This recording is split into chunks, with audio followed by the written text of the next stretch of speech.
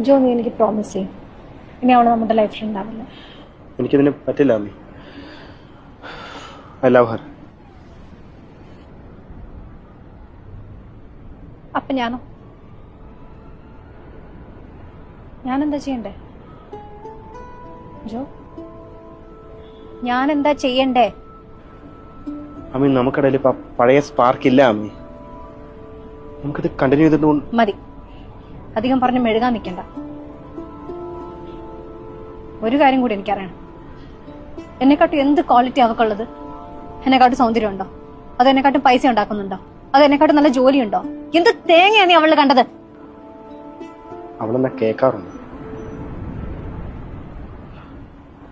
അവളെന്നെ തലയെ കയറാറില്ല. അവളെനിക്ക് സമാധാനം തരാറുണ്ട്. എന്നോട് ഫക്ക് ഓഫ് എന്ന് പറയാറില്ല.